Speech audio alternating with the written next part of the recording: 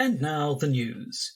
We turn to special correspondent Trip Hazard for a special report. Hi, I'm outside a nondescript building in a small town somewhere near a big city, and there's nothing to report. And can you give us details about what isn't happening? Well, Josh, behind me in this building, nothing is happening. A group of 30 men in grey suits has not entered the building, and there has definitely been no chanting or suggestion of blood sacrifices. Indeed. For how long has this been going on? Well, these meetings definitely do not go back centuries. There is no evidence whatsoever that these non-existent men are part of an ancient society who have been meeting here since the 1880s. I see. And what are the people in the area not saying about this? Well, one woman I didn't speak to did not tell me that her family have not been suspicious about the lack of goings-on in the area for a long time now. As she didn't say, these non-existent grey-suited individuals who are not part of an ancient society, who have not been meeting here for well over a century, do not seem to have ambitions to rule the world. Well, no news is good news? Yes, the fact nothing is happening here means there is nothing to see, and thus there is nothing to worry about. Everything is fine. Although, sorry, I thought I saw something, but as previously reported, nothing is happening.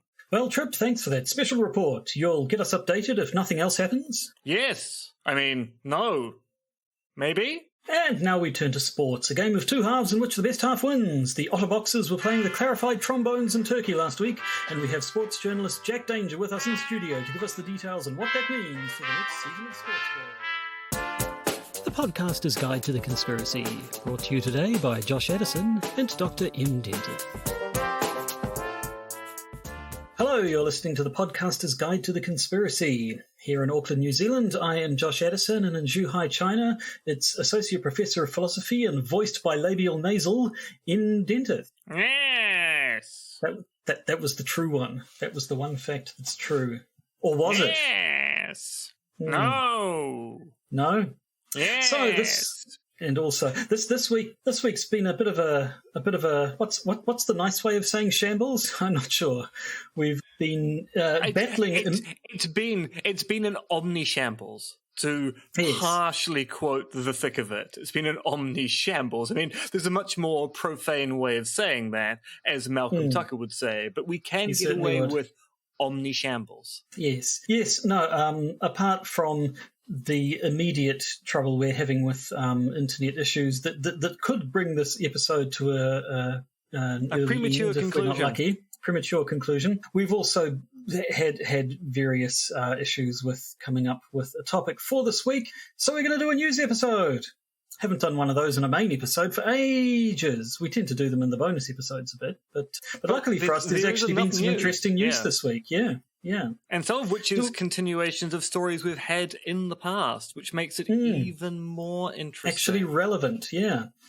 Do we have a news sting? Did we used to, back when we did? We do, and I've got one somewhere. I shall resurrect it from the archive. Dig that up and we'll put it in there right now. Somewhere around about, now I'm just trying to find the right place to put it in. I think we should put it in somewhere almost, I think about here. Breaking conspiracy theories in the news.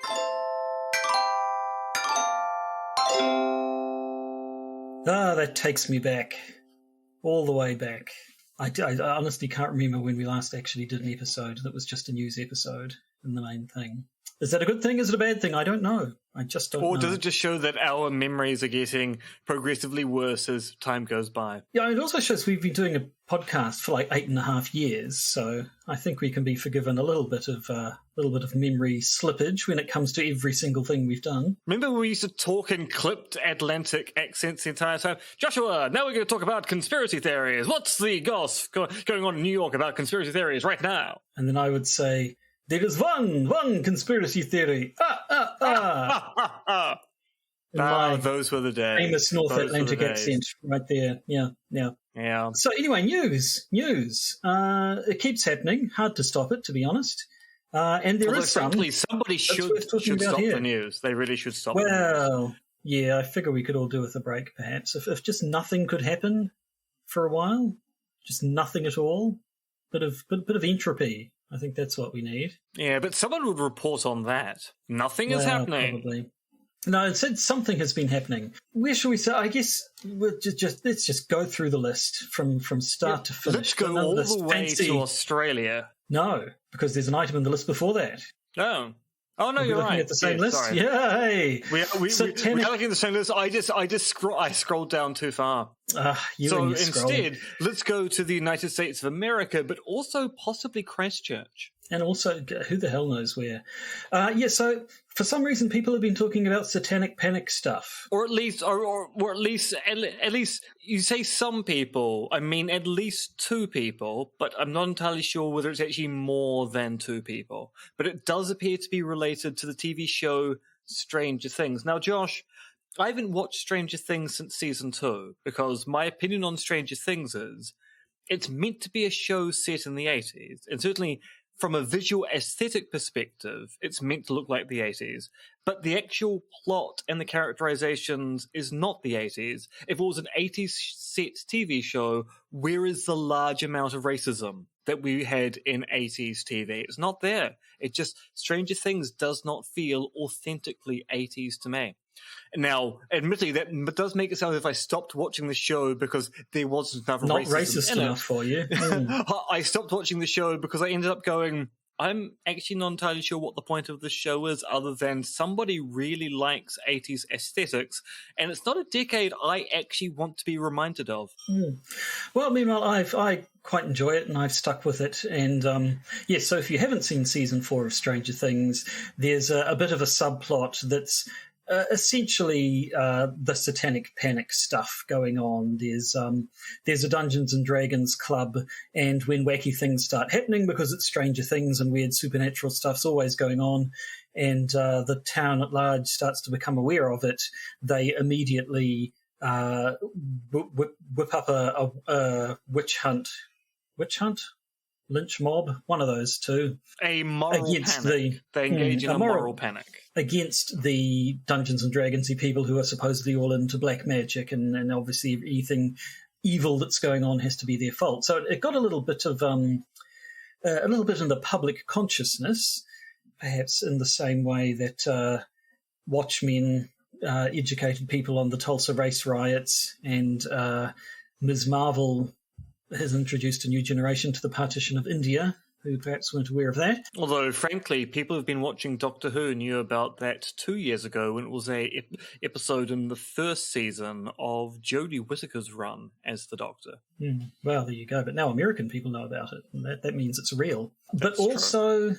So there's been a couple of people have, for reasons that I cannot discern, started talking about this again as though they thought it was something real. So the one I saw was the other day, Anna Biller, who is the director of The Love Witch from 26. Have you seen The Love Witch? Which I've never seen. Oh, no, I haven't seen it either. I remember when it was coming out at the time. It got a bit of press. It's because it was done in the style. It was like one of sort of Ty West's ones, wasn't it? It was done in the style of an older sort of exploitation film or something. But at any rate, she took to Twitter to say she'd gone down the rabbit hole and done a bunch of investigating and found out all the truth about, in particular, the McMartin preschool trial, which I think, was that the big one? Was that the biggest of the big satanic panic cases? Yeah, so in the US, that's the really big one. So it turns out where you go in the world, there's a big example of a satanic panic. So in the US, it's the McMartin preschool trial. Of course, in Aotearoa, New Zealand, it's the Christchurch trial. They're all similar in that it's all testimony of children elicited by adults based upon there being worries about the school environment or preschool environment the children were in. Children were asked, were there any untoward things going on? And the children describe ritual abuse and also some fairly fantastic elements as well. So, for example, one of the bits of evidence elicited from the children in the McMartin preschool trial is that one of the teachers at the preschool was literally able to fly. So you get evidence of that particular kind. And what happened is that the satanic panic of the 80s, which was taken very seriously by a lot of people, including the judiciary, eventually collapsed as child psychologists got involved and went, first of all, the kind of questioning that's being used here is complex questioning which is leading, and B, and this is the thing which always kind of strikes me about discussion of the satanic panics of the 1980s, there was this rather naive view by the judiciary that children don't lie. So if you ask a child to testify to a particular claim or to answer a particular question, it was thought that children don't lie under oath. And child psychologists were going, I mean, why would you think that? I mean, A, children can lie, and B, children often lie to adults because they realize that adults are asking them a particular kind of question. And children often want to placate or satisfy the kind of narrative urges of the adults they're working with. So they tend to give you the kind of answers you expect. So there's this kind of naivety about the way that children talk or describe things. Then mean, if a child says they saw a teacher flying across the room, they must have seen something. And child psychologists go, no. You need to actually look at the way the questions were asked there, because I suspect you'll find the child is telling you something that they think you want to hear. Yes, but that appears to have passed people such as Villa by. She said, so the actual tweet was, well, the first one, there was a series of them, was, once I went down a deep satanic panic rabbit hole and I learned that the children/toddlers in the McMartin Daycare Centre had STDs and genital scarring. There were really tunnels, etc. The perpetrators weren't charged because they couldn't prove which adults abused them.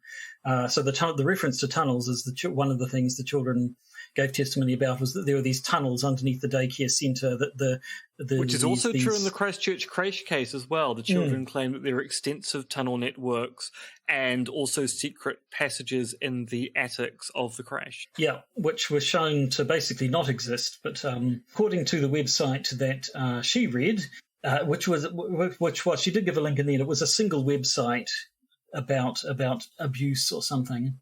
Then she sort of went on about the fact that, that supposedly they didn't exist, but they found that the tunnels really were there. Now, apparently people did actually go looking for tunnels underneath the daycare centre. Apparently they did find... As they did in the creche case as well. They actually dug up large sections of the area around the creche to try and find these supposed tunnels. And apparently they did find what they think were sort of trenches that would have been dug back when the thing was first being constructed and then later filled in. That they found these things. There was no material in these, what are thought to be garbage pits, that dated after the 1930s or 40s. So sort of, they obviously had been filled in for decades. So there was stuff like that, but yeah, she gives a thread of all the stuff about how essentially that there was a massive cover-up, makes reference to things like Jeffrey Epstein. Supposedly it was this network of, your satanic pedophiles that were too big to prosecute, and so on and so forth. And people basically said, oh, for goodness sake, nothing here is new. You're bringing up things that have been debunked and disproved 30 or 40 years ago. What are you even doing? And the only other thing I think that appears to be new at the moment is, of course, the QAnon style of conspiracy theories that are around and more prominent in the media, that say these evil liberal elites, whatever, with their evil pedophiles drinking adrenochrome and sacrificing children to the lizard people or what have you. So that's possibly why it could have got a little more traction now, but really it just does seem quite bizarre that now of all times people decided to start talking about satanic panic again as though it were a thing. Yes, satanic panic were a thing. The things people were panicking about were not a thing. Yeah, and it's particularly galling given that there is quite the literature on exactly what went wrong in the satanic panic, the way in which authorities basically ignored inconsistent evidence on the basis that they assumed the thing that they were looking into was occurring, rather than actually questioning, could this thing have occurred in the first place? And it led to a lot of damage to families around the place. And also, arguably, because of that panic, also contributed to a culture where we didn't take actual abuse claims seriously. Because people then, after the satanic panic of the 80s, assumed that a lot of abuse complaints were related to that panic, and thus they weren't assessed according to the evidence. So the panic kind of cut both ways. Yes, all round a depressing affair that I really, really wish we could say we've seen the back of, but maybe that's not the case. But one thing we may have seen the back of is the Somerton Man. Wow. See how I made that work? You did, although that's probably not actually true, as we'll get into it. But there's been a development. Yeah, there has been. So we've talked about the Somerton Man a few times on the podcast, most notably when we talked about the third series of the Lovecraft investigations, and that the Somerton Man is a plot point in one of the episodes in season 3 of the Lovecraft investigation, where they're kind of talking about things which hint towards something weird going on in the world, which aren't directly related to the case, but the writer's so keen to bring this stuff in. Somerton Man gets a reference here. Now, Somerton Man is a famous Australian John Doe. Do Australians refer to their unidentified corpses as John Does? That's a kind of American thing. Bruce Doe? Bruce Smith. He's a famous Bruce Smith from Australia, who was found at Somerton Beach in Adelaide on December the 1st, 1948. And he was wearing an American suit. He had an American comb in his pocket, and we know it was an American comb because the comb was, and I'll use the American word, aluminum. Aluminum. Yes. Yeah, that's the American. That's how you know it was American. Yes. Yeah, it was an aluminum comb, not an aluminium comb, as we would say in the colonies. An aluminum comb, and he was wearing, as I say, an American suit. And he had a piece of paper inside his pocket with the words Tamam Shud, which means finished in Persian. And that was really all they knew about him. It was a corpse on a beach, kind of almost laid out. He was just lying there, arms across his chest. In quite good condition, no visible injuries or anything. Very good condition, yeah. Not even particularly sort of ruffled or anything. Just, as if he just kind of quite neatly. lay down to die and then died as mysteriously as he lived, which is because we didn't know who he was, and now people think we do. There's been this ongoing mystery since 1948. So, I mean, the longer they looked into the case, the more mysterious it seemed to get. There was also a ticket stub on or near him, and which the police sort of used to check the local train station, and they found a suitcase at the train station that they were pretty sure was his. When they looked at it, it only had clothing in it, and the clothing had no tags on it. Although, interestingly, it did have, some of the items of clothing did have a name written on them, but for some reason they think that either was, they never took that seriously. I forget the exact reasoning, but they didn't seem to think that was particularly significant. The scrap of paper with Tamam Shud printed on it, they matched it to the final page of the Rubaiyat of Omar Khayyam, a book of poetry by, I can't even remember now, translation into English of Persian poetry, and particularly they could even match it to this specific edition of it, because some editions, I think, spelled Tamam wrong or something like that, and so they could say quite clearly which book it had been taken from a copy of, but that still didn't tell me anything about the man. They did an autopsy on him, of course, to find out how he died. The autopsy suggested, like, internally he looked like he had been poisoned, but there were no signs of anything like vomiting or what have you that you might be led, you would usually expect to see when a person had been poisoned, suggesting that possibly it was a very fast-acting poison, if that were the case. Then there was the mysterious book. A man who's had his car parked just nearby at the time, who always left it parked with the windows open, showed up at the police station saying, "Hey, somebody dropped this book into the open window of my car." and assuming that it was related to the case, they had a look and found that on the back page of the book, there is what appears to be an encrypted message, several lines of what looked to be just random sequences of letters. One of the lines crossed out, whatever that's supposed to mean.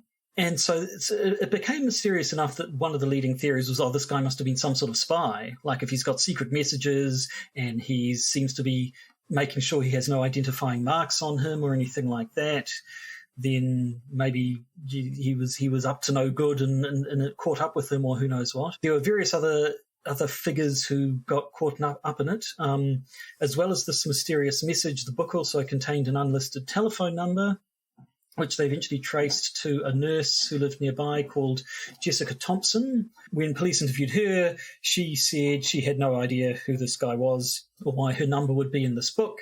But then there's a whole lot of investigation into her that there's sort of evidence that she did own a copy of the Rubaiyat of Omar Khayyam.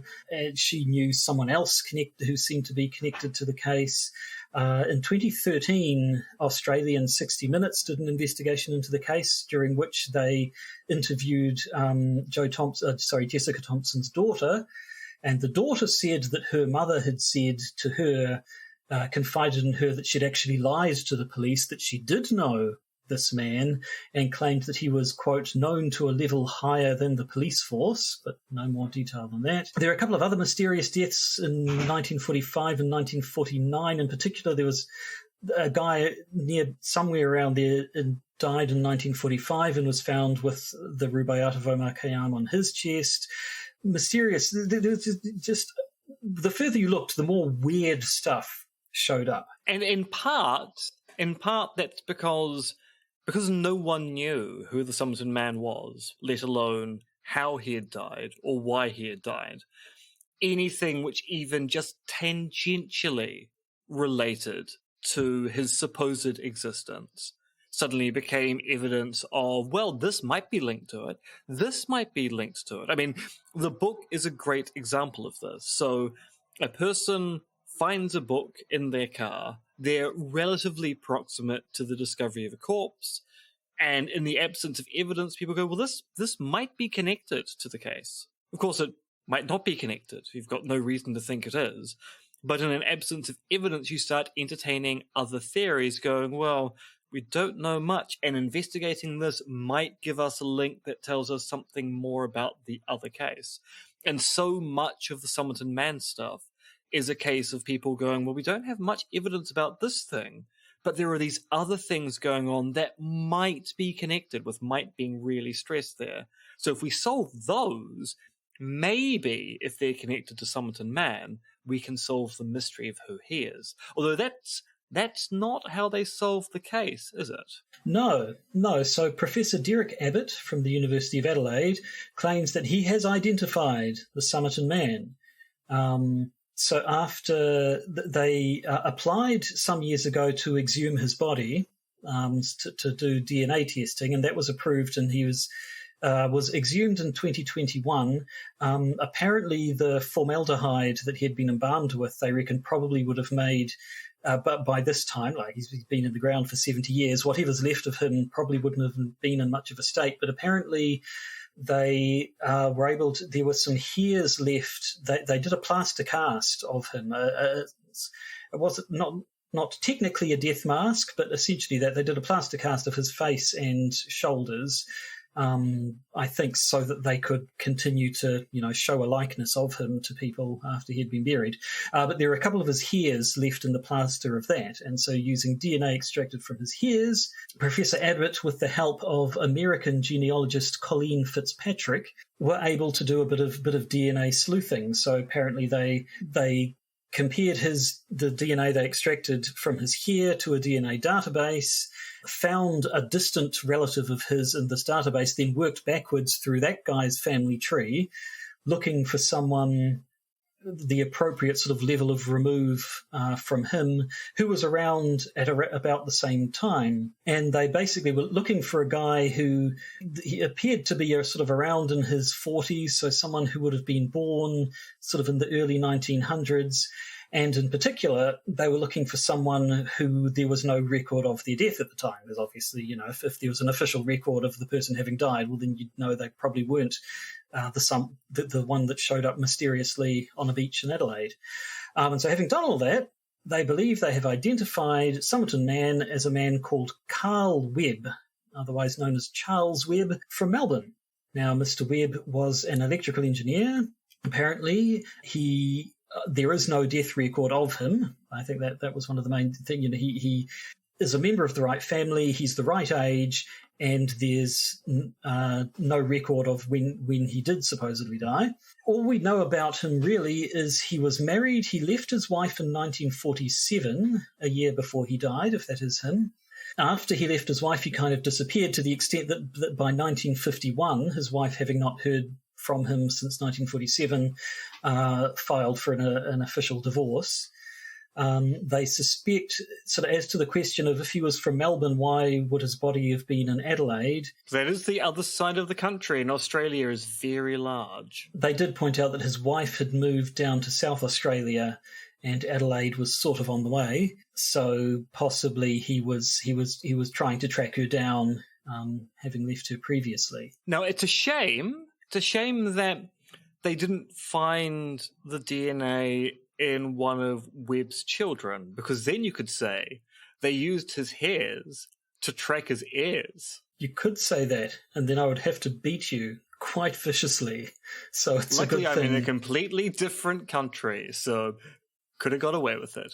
But, yeah, of course, that wasn't the way. Now, it's not, unfortunately. All this does, basically, is shift the mystery, because now, if this turns out to be the identity of Somerton Man, and as we hinted at the top of the story, people are still in doubt that this is the actual explanation of the event, because all we have is this DNA connection. There is a worry that the DNA is degraded so far that actually it's probably it may not be a reliable match, although it does turn out that Webb has some of the characteristics that would fit the story quite well. He disappears at the right time. He isn't seen after 1948. So if it isn't Webb, then you also have to ask what happened to Charles Webb. But that also is the question of, if he is Somerton Man, who was Charles Webb? And what was he doing in Adelaide wearing American clothes, carrying an American comb?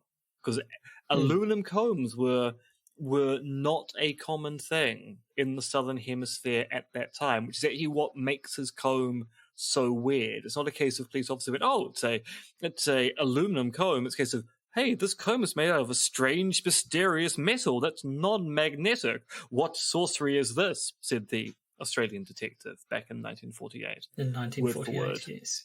Word for word. Yeah, so I mean, it in a way, it really, like if it had turned out that they'd matched it to a guy who was a known agent of a foreign state, or somebody who had some connection to espionage or organised crime or something else that might get a person killed, then maybe that would give us some sort of an idea. But as it turns out, we think we know who the guy is, and he's just some guy. So what was he doing? All the questions about what he was doing there, why he had that thing, why he had that note in his pocket, how he died, why he died, it doesn't answer any of those questions. So there's still a lot of mystery left. An article I read talked to Carolyn Billsborough, who did a documentary called Missing Pieces about Somerton Man, and so she was very excited to hear this, and is looking into it. She says, my feeling has always been that it's been suicide. That Rubaiyat was known as a kind of suicide handbook, apparently. And yeah, she says basically, she's already looking into old documents to see if she can find anything out about Charles Webb. She says there's almost a sequel film here, not of Who is Somerton Man, but now it's the mysterious case of Charles Webb. So there is still quite a lot to learn in this case, and it isn't really much less mysterious for being able to put a name to the face. If indeed that is the right name to put to the face in the first place. Yes, I mean, these folks seem fairly confident, but I don't know anything really about tracing DNA and genealogy and stuff like that, so I don't know how confident it reminds me somewhat of when they claimed they solved the murder of Olaf Palmer a few years ago, and it was case closed. And then people go, "It's really not case closed. It's we now have someone." They go, "Well, the evidence is pretty good. It's X," and people are going, "Yeah, there's still big questions as to exactly if it was X, why was it X?" And also, X is not a reliable narrator of their own life. And in the same case, we've got DNA evidence as Charles Webb, and people are going, "Yeah, but the DNA is not great. It's not great." I mean, yes, circumstantially, Charles Webb fits the bill quite nicely, although it doesn't explain some of the weird features. But let's not declare it case closed just yet. In fact, let's say it's case open. Indeed, it is interesting that. If we were to get a bit more detail, it would be interesting to see how many, if any, of these features of the case that seem most mysterious turn out to be nothing, turn out to be, that was actually just a coincidence that has nothing to do with the case, and we've been poring over it as in connection, but really there was nothing there. That would, I think, that's one thing that I would find quite interesting, even if it turns out it is just a guy drank poison, arranged himself neatly, drank poison because he was sad he'd left his wife and ruined his life or something, and that's all there is to it. It would still be interesting to see just how all the other aspects of the case could be written off as things that we gave significance to rather than actually being significant. Well, yeah, I mean, as I say, the dropped book thing, I think, is one of the most suspicious bits of evidence used in connection with Somerton Man, in that it's proximate, and yeah, I mean, sure, it might be related, or it just might not be. Yes, I think people bring your assumptions in. Yeah, people really did seem to be telling a story to themselves in that case of imagining, a guy is maybe on the run, he's got his significant book, before people finally catch up with him and he meets his end, he quickly chucks it in a nearby car to hide it from his pursuers or something, but that is just a narrative people are inventing from whole cloth. So yeah, I'll be interested to see if anything more comes of this case. But you know what, another case that something more of has come, I think that's grammatically correct. I mean, it is grammatically correct, but it's also not in any way elegant. Are you going to tell me something about the Loch Ness Monster? Is that what you're going to tell? The goddamn Loch Ness Monster. The Loch Ness Monster, which of course we most recently talked about in episode 350, because the numbers 350 and the Loch Ness Monster are inextricably bound, as anybody knows. That's a pop culture reference that is as timeless as time itself, and as widely known as oxygen. Anyway. Why is it widely known as oxygen? Everybody knows oxygen. What you saying you don't? Do you not breathe the stuff? It's everywhere. Talk sense. This is nonsense. I won't stand for it anymore. Yes, so the Loch Ness Monster is real. Loch Ness Monster. We have evidence it is real. A university has declared the Loch Ness Monster is quote-unquote plausible. Now, plausible is an interesting word. It is. It's one of those sentences where you end up going, it is technically correct. The Loch Ness Monster is plausible. It's missing quite a lot of detail. Quite a lot of detail. Because the story here is, one of the theories behind the Loch Ness Monster is that it's a surviving plesiosaur or some kind of aquatic dinosaur.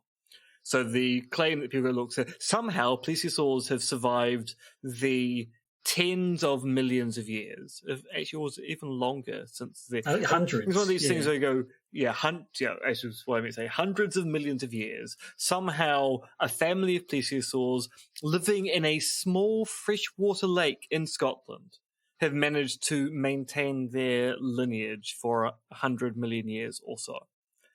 And one of the arguments against that hypothesis has always been, but plesiosaurs are saltwater dinosaurs. They don't live in fresh water. And the thing about Loch Ness is that it's a freshwater lake. Now, the response to that has always been, well, actually, Loch Ness is a freshwater lake, but it is connected to the sea. So very deep beneath the lake, there's a set of tunnels. which lead towards the ocean. Although by a set of tunnels, we're not talking large tunnels that plesiosaurs can swim through. We're talking about a kind of a network of small porous tunnels which allow water to get in from the ocean. But nonetheless, people say, look, there is a mechanism to explain how maybe in the very depths of Loch Ness there's enough salt there that plesiosaurs could live down there, and they just surface from time to time to breathe, and then they go back down to their saltwater dens. Now, new evidence has come out that, contra to what we thought we knew, plesiosaurs can be found and were living in freshwater river systems. So we've found plesiosaur fossils now in Morocco, in an area that was entirely a freshwater basin and river system, showing that technically, if Nessie is a plesiosaur, then Nessie could live in Loch Ness, because Nessie wouldn't need salt water.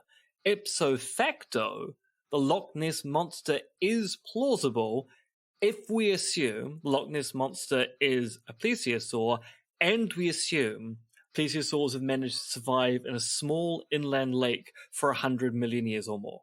Yes, so that plausible is supposed to be sort of a position somewhere between sort of, you've got, on one end you've got possible, where yes, anything's possible. You can barely write off anything as completely impossible.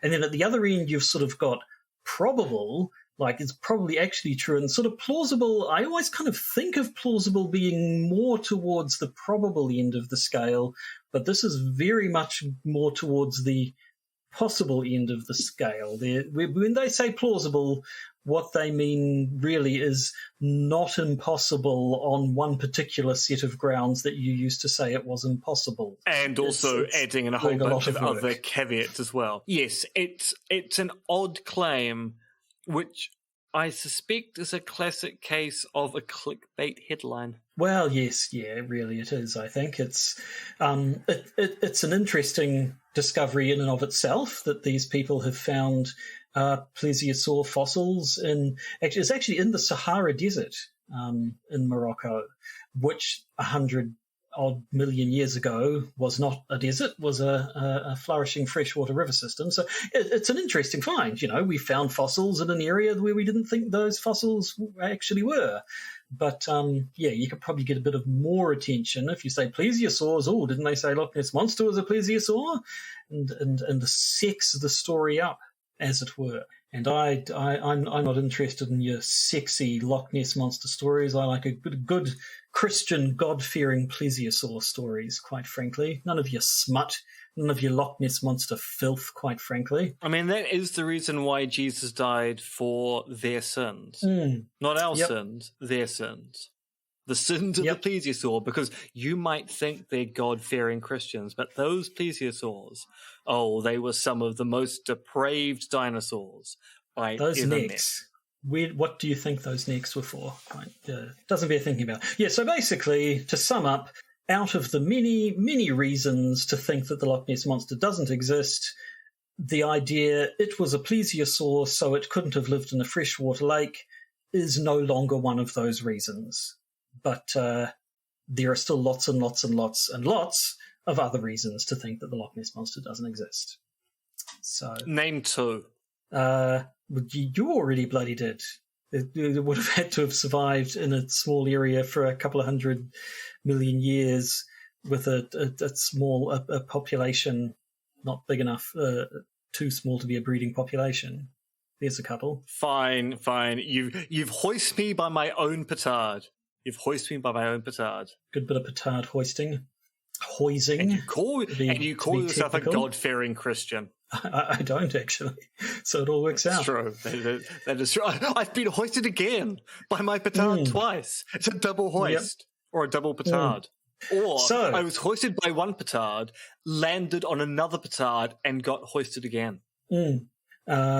Linguistics pedant, I must point out, hoist is already past tense. It's a Shakespearean past tense of the verb hoise, meaning to be thrown into the air. So you don't need to say hoisted if you want to make yourself sound like a complete wanker.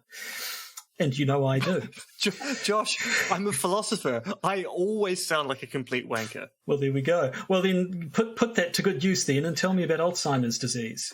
I forget, why are we talking about Alzheimer's disease? Oh, and it's an Alzheimer's gag right off the start. You're on fire. Keep it going. And the thing is, I'm entitled to make Alzheimer's gags because Alzheimer's actually runs in my family. So the story I'm about to tell is something which actually does frighten me ever so slightly. So this is a story in two parts. So the first part is, so there's a new drug on the market called Simuflan. Simuflan? Yes, Simuflan. Simuflan? Who knows? I just wish people would give drugs ordinary names like Derek or something like, Francis. I'm taking 2 doses of Francis and then I'll be fine. No, I'm taking Simuflan. I mean, really, what does that even mean? So there's a new drug on the market which people were a little bit suspicious about because it was being marketed as a new way of treating Alzheimer's. People were concerned the researchers behind the drug might be engaging in fraud and that the initial results from the studies indicated no real effect. And so Matthew Schrag was brought in. He's a neuroscientist and physician at Vanderbilt University, and was said, can you look at the data here and see whether it's actually got statistically significant results? And in part, this is due to the fact that last year, and we mentioned this on the podcast, a new drug treating Alzheimer's was approved by the FDA, Aduhelm, and people were outraged by its FDA approval because it appeared to have no real effect on the treatment of Alzheimer's, with horrendous side effects. So if there was any effect on Alzheimer's, it was basically outweighed by the horrendous side effects that patients would get from it. And so there were resignations from various bodies, including members of the FDA, because they thought the entire approval process was in some way corrupted by funding monies in the background. So there's a lot of attention being paid towards Alzheimer's drugs, and Schrag was brought in to investigate whether this new one actually does any work. Now, this is where we get to the second and disturbing part, because the story basically isn't about this new drug. It's about the entire basis for Alzheimer's research and thus the basis for the treatment for Alzheimer's. Because as part of his investigation into is this new drug going to work, Schrag went back to the original research, which basically posits that the cause of Alzheimer's is a certain plaque which is found in brain tissue. So he went back and looked at the original research paper from 2006, which appeared to show that a specific amyloid beta protein actually gets into the brain tissue as a plaque and causes Alzheimer's by basically blocking chemical receptors. This paper is called, literally, a specific amyloid beta protein assembly in the brain impairs memory into plaques and Alzheimer's. It was published in 2006 in Nature. Its lead researcher is Sylvain Lesnay. And Schrag went back and looked at this paper as part of his research to work out whether this new drug worked, and he discovered that at least 70 of the images in this original paper were manipulated and doctored to the point where parts of the images were cut and paste of other parts of the images, and some of the profiles had been doctored such that they indicated results that weren't in the original reference images. And so Schrag is going, this indicates that the entire research project into treatment around Alzheimer's may well be based around an academic fraud, which might actually explain why none of the drugs we've developed subsequent to 2006 work, because we might be trying to treat a problem which is not occurring in Alzheimer's patients. Which I guess, raises the question then, when they're asking, is the people, the researchers making these drugs engaging in fraud, that does then seem to raise the possibility that they're acting in good faith. They are producing a drug which, according to the research, should work, and yet it still did seem that it wasn't working very well. So there is possibly still a question about, it's all well and good to say this should be working according to everything we know, but the fact is it wasn't working, so why were they? There's still a question, I guess, to answer about why they would be trying to get approval for this and make money off of it. Well, I mean, in the Ederheim case, the argument was both there is a statistically small change, which many researchers who weren't promoting the drug were going, yeah, it's so statistically small that it's probably not in any way anything other than random chance. And B, it's better to have a potential treatment out there than no treatment at all. And an awful lot seem to be resting on that latter claim. Better that there'd be a treatment you can apply rather than no treatment. And other people are going, yeah, giving people false hope is not a good idea in these situations. And so this new drug, once again, there is a small change, which might just be happenstance. And once again, there's a feeling that we should be getting drugs out there because maybe if they're applied in a mass scale, because there are tens of millions of people with Alzheimer's out there, I might be one of them eventually. It's better once you start applying the treatment to a larger population, you actually may see bigger change. But if Schrag's research, which has been being spread here by science, the publication here, is to be believed, it looks like the entire basis for the research program and thus the treatments is the result of fraud. And so there's now a very open question as to whether the specific amyloid beta protein that people claim is responsible for Alzheimer's is even present in the brains of Alzheimer's patients, because there have been some subsequent studies where people have really struggled to locate these plaques in people with quite advanced Alzheimer's. And there might be a reason behind that. It might be because it's not the mechanism at all.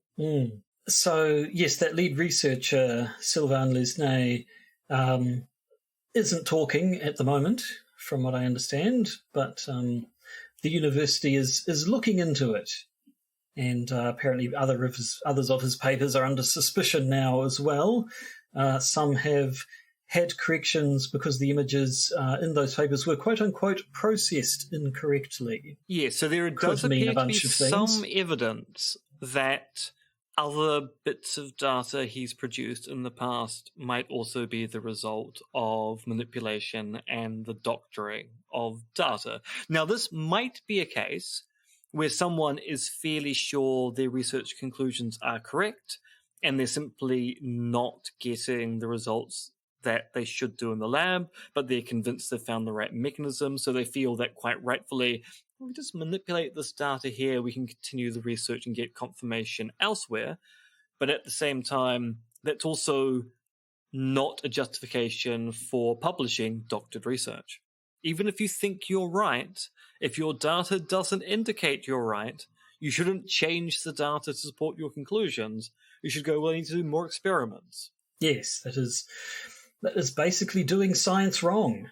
That's not how you're meant to do it. And yet, this has happened in the past. So Eddington's tests of Einstein's claim about the speed of light, where Eddington was measuring the speed of light, he did not get the results he expected from Einstein's equations. So he doctored the results in his publication on the belief that his measuring equipment was wrong and Einstein was right.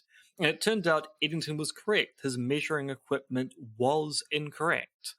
But he still published false results. And people keep pointing out that in the philosophy of science, that's not a good idea, especially given it does lead to a loss of trust in scientists. Yes. Well, I mean, people going all the way back to Haeckel's embryos, if you know that one, that was something...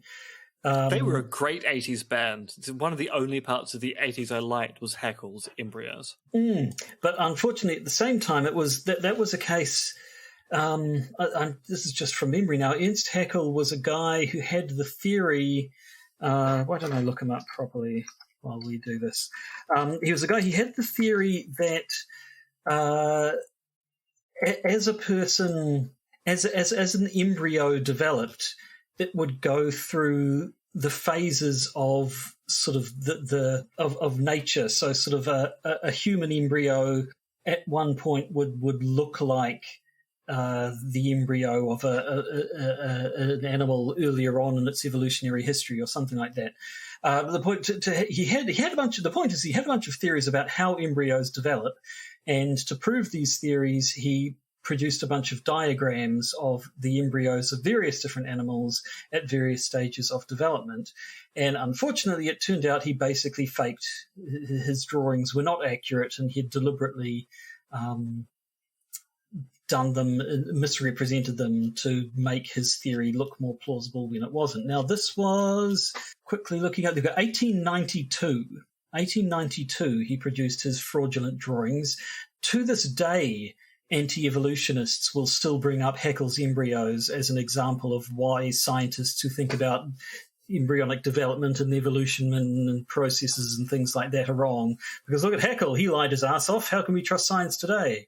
And the reply to that is, well, yeah, that people actually did find out about Haeckel fairly quickly. In this case, it's taken, 16 years for people to rumble this guy, but which is not good. But over the course of of the history of science, it's not that long, I guess. But obviously still much better if it had never happened in the first place. Well, precisely. As someone who might have to take Alzheimer's drugs in the future, I kind of wish we'd had a 16-year lead time rather than starting again from scratch. Exactly. And on that depressing note, we're out of news, which is a little depressing in itself. Well, but not we're really, out of news for the main episode because we're going to talk a little bit about Alex Jones in the Patreon bonus episode, because people who are avid Alex Jones fans, and I have to ask why if you are, but if you are an avid Alex Jones fan, you'll be aware that the Sandy Hook defamation trials are going on in Austin, Texas right now, and Alex Jones is in court where the jury is working out the damages. So we're going to talk a little bit about that, and also wander over to Infowars.com and see what Infowars is saying about this dastardly time for poor old Alex Jones. Or not saying, as the case may be. Well, but yes, so often that is the case. If you would like to hear about that, and you're a patron, well, I got good news for you, because you don't have to do anything. You'll just get that bonus episode wherever you get bonus episodes from. It was a complete mystery to me up until fairly recently, to be quite honest, where bonus episodes came from, but there we go. If you want to be a patron, go to patreon.com and search for the Podcaster's Guide to the Conspiracy. You can sign yourself up for as little as $1 a month, and you'll get these bonus episodes just flying at you in a volume you can probably barely contain. And if you don't want to be a patron and listen to what Alex Jones is up to, that's quite. Frankly, I would not blame you for not wanting to know what Alex Jones is up to at the moment. And that's your prerogative, and it's all good because you're our audience, and thanks for that anyway. So that's all the news that was fit to report on this week. Recording as we are on the 28th of July in the year of our Lord 2022. But a wholesome Christianness in there again, just to get the taste of the filthy, sinful Loch Ness monsters out of our mouths. So with that out of the way, I don't really think there's anything else to do. So what else is there to say? I'm Josh Addison. This has been the news. Good night. And I like to suck plesiosaurs. Dirty. The Podcaster's Guide to the Conspiracy stars Josh Addison and myself, Associate Professor M.R.X. Dentif. Our show's producers are Tom and Philip, plus another mysterious anonymous donor. You can contact Josh and myself at podcastconspiracy@gmail.com, and please do consider joining our Patreon. And remember, the truth is out there, but not quite where you think you left it.